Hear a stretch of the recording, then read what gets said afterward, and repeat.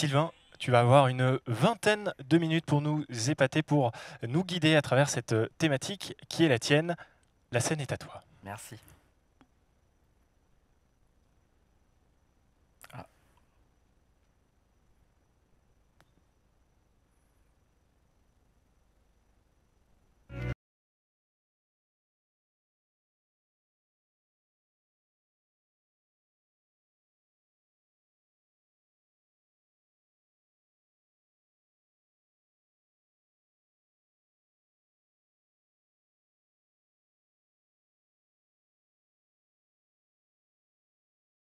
Bonjour à toutes et à tous. Merci. Un prompt, un logo. Un prompt, un plan marketing. Un prompt, un article, avec des visuels, avec des vidéos. Techniquement, c'est possible. Mais est-ce souhaitable pour les entreprises? Est-ce rentable? Bien sûr que oui. Si vous voulez séduire les algorithmes de Google ou des réseaux sociaux, ça fonctionne. Qui de mieux qu'un algorithme pour plaire à un algorithme? Et beaucoup de professionnels sont hypnotisés par l'IA. Au fait, qui achète vos produits? Des robots ou des humains?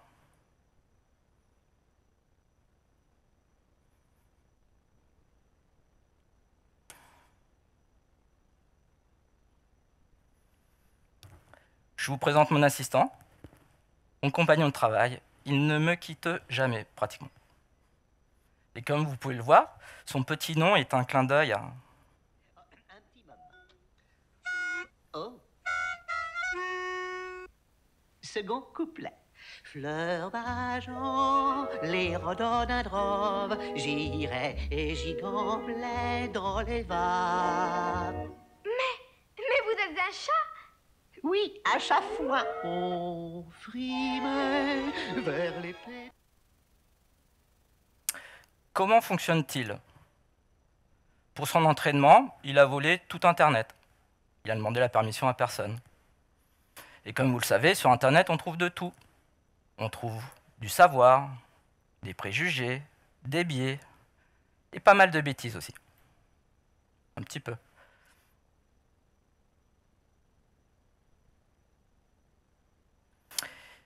Il réfléchit? Non. Il calcule. Il crée? Non, il génère. Il nous comprend? Non. Il prédit des réponses probables sans rien comprendre à ce qu'il fait. C'est une machine à moyenne, qui est parfaite pour discuter avec vous. Ça tombe bien, il a été créé initialement pour ça. Son nom, ChatGPT. Chat pour bavarder. Ils ne l'ont pas appelé Think GPT ou Smart GPT. Et je suis sûr qu'autour de vous, vous connaissez des personnes très très bavardes, mais qui ne disent pas toujours des choses très intelligentes. Ah, monsieur, je vois que vous venez de penser à quelqu'un, non? Non? Je l'aime bien. Hein. Vraiment, je l'aime bien. Même quand il dit n'importe quoi. Oh, excusez-moi. Il hallucine, c'est plus tech. Par exemple, une fois sur deux, il va se tromper sur des réponses factuelles. C'est pas moi qui le dis, hein. C'est OpenAI, son créateur. Connaissez-vous une entreprise qui publie une étude pour montrer que son produit est fiable une fois sur deux? Hallucinant, hein? Sur l'actualité, c'est pas mieux. Il va se planter 2 fois sur 3. Hallucinant, hein? Et son petit copain Perplexity, lui, il va être fiable à peu près, il va se tromper 1 fois sur 3 sur ses sources. Et ses utilisateurs vérifient 5 fois moins les sources que quand ils sont sur Google. Hallucinant quand même. Et comme il s'est fâché avec tous les médias sérieux, ah oui, il refuse qu'ils se servent gratuitement, ça peut se comprendre. Donc qu'est-ce qu'il est obligé de faire pour se nourrir, pour ses mises à jour? Il est obligé maintenant d'aller piocher dans des sites plus ou moins fiables. Et le pire dans tout ça, c'est qu'il est obligé maintenant de réingurgiter ses propres contenus qu'il a générés avec quelques bêtises. C'est ce qu'on appelle la consanguinité numérique. Miam miam. Vous vous rappelez la dernière fois où on a nourri des vaches avec leurs congénères? Qu'est-ce qui s'est passé?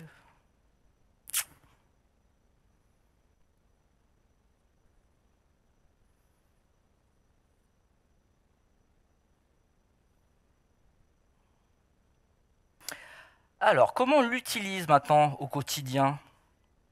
Comment on l'utilise au travail? Comme le montre cette étude, les Français l'utilisent principalement pour faire des recherches d'informations. C'est ironique, non? On l'emploie sur la tâche où il est le moins performant. Utilisez-le plutôt sur votre domaine de compétences, sur votre périmètre d'expertise. Pourquoi? Parce que vous serez capable de lui poser la bonne question, de l'orienter dans la bonne direction. Et surtout, vous serez capable de le corriger quand il se trompe.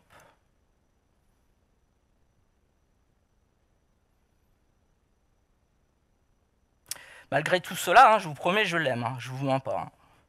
Il ne me contredit jamais. Sympa. Il me caresse toujours dans le sens du scroll. En plus, il me laisse croire que je suis devenu plus intelligent.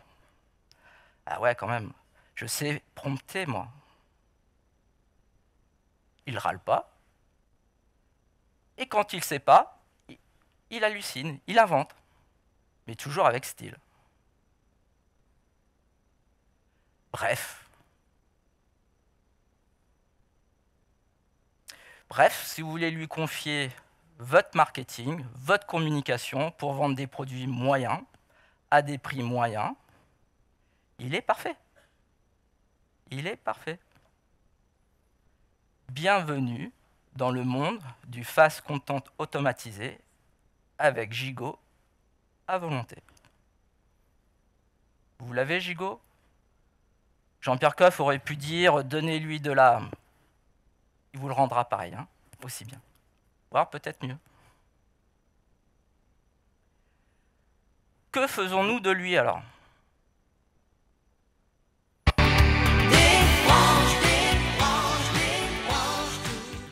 Non, surtout pas. Il peut être pratique. Même si beaucoup d'experts en tout genre souhaitent nous vendre cette technologie super fiable, super intelligente, pour qu'on devienne tous super créatifs, super productifs. Sérieusement. Arrêtez de nous prendre pour des super moutons. Moi, je ne suis pas encore prêt à être tondu, même si parfois les apparences peuvent être trompeuses. L'IA ne fait pas l'expert, pas plus que l'habit ne fait le mouton. En réalité, c'est un ovni, c'est un outil virtuel non intelligent. Outil virtuel non intelligent. Sur l'intelligence analytique, il nous surpasse. Sur le calcul, sur la logique, il nous a déjà battus. Il n'y a plus de match. Mais l'intelligence humaine n'est pas uniquement analytique. Tout n'est pas algorithme. L'intelligence humaine,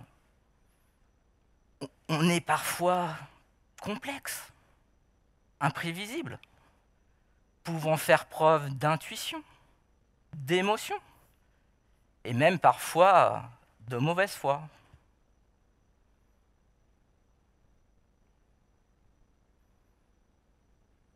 Ça arrange quelquefois de penser quelque chose parce que cette chose-là dérange. C'est ça le PFH.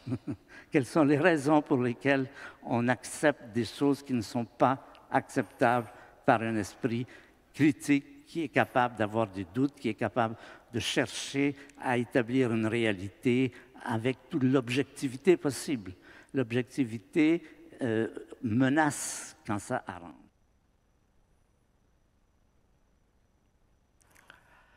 Pourtant, pourquoi autant de débats hystériques autour de l'IA? Pourquoi je suis là aujourd'hui devant vous? À l'écart du brouhaha, il y a le Robinson. Il a entendu vaguement parler de ce machin, mais il ne se sent pas du tout concerné par l'IA. Puis, vous avez l'Astérix.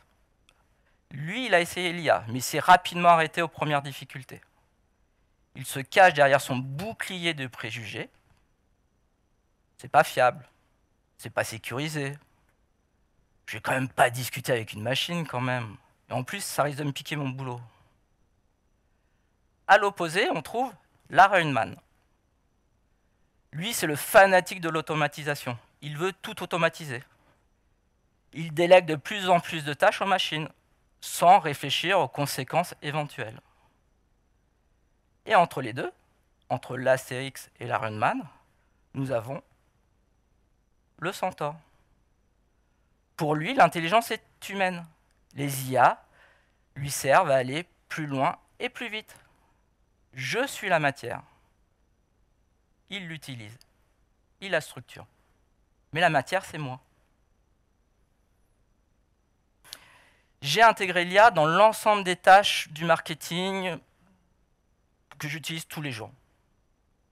Mais c'est moi qui définis les règles. C'est moi qui définis les limites à ne pas dépasser.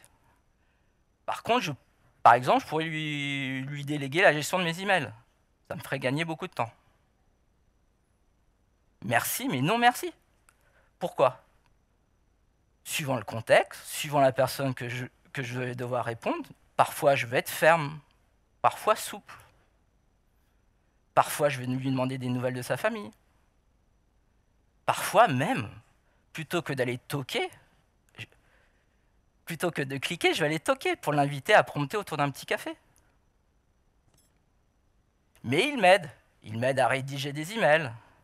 J'ai même créé des petits personnages avec des GPTs pour vérifier la clarté de mes propos. Bref, plus loin, plus vite, mais avec une ceinture et un cerveau.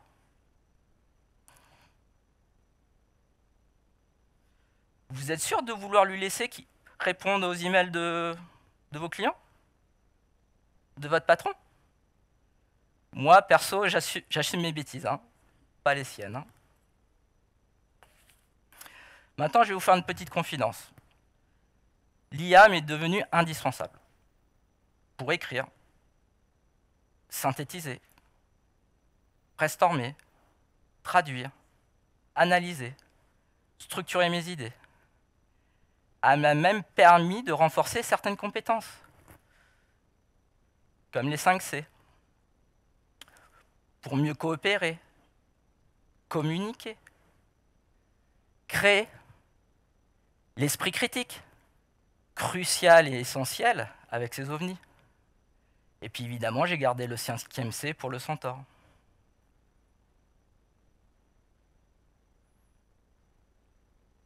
Au final, tout est une question d'équilibre, de dosage entre eux et nous. Par contre, ça nous force à repenser et peut-être à remettre à jour notre façon de manager. Que souhaitons-nous déléguer aux machines? Et que souhaitons-nous garder précieusement pour nos neurones? Je veux que l'IA améliore mon travail. Je veux qu'elle me corrige. Et même qu'elle m'aide sur certaines corvées. Mais surtout pas l'inverse. Maintenant, on va terminer. On va respirer profondément. On va reprendre nos esprits et revenir dans le monde réel. Aujourd'hui, on est à Lille, il fait beau. Nous sommes entre humains. On a coupé nos téléphones. Et on va se poser la vraie question.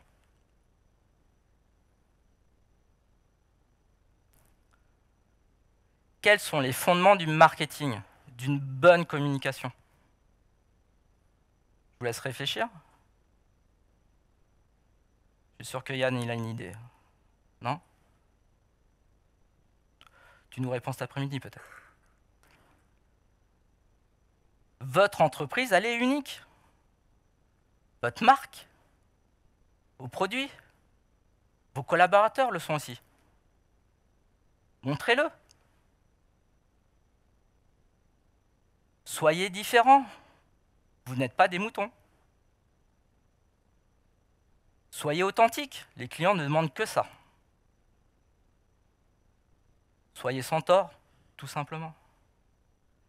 Sans nous, les IA sont des machines à calculer des moyennes moyennasses.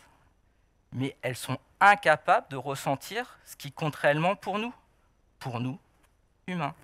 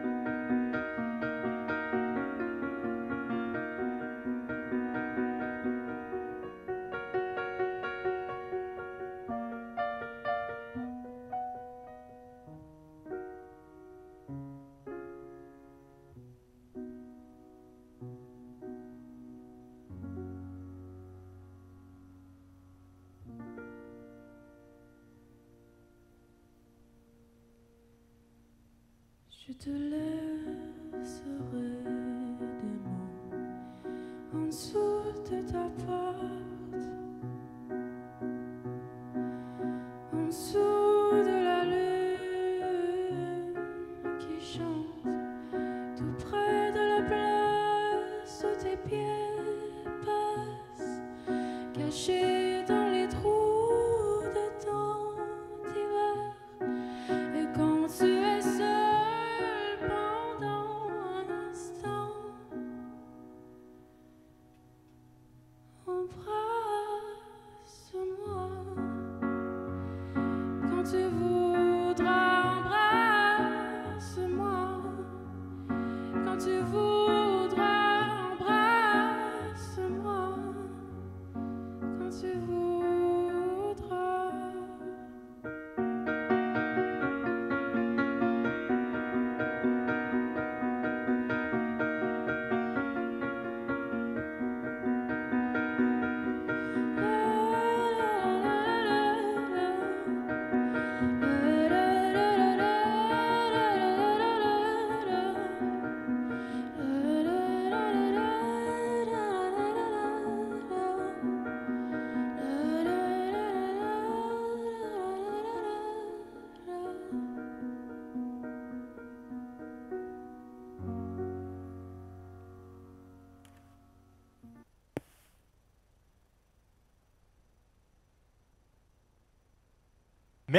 Merci Sylvain Montbry pour cet exposé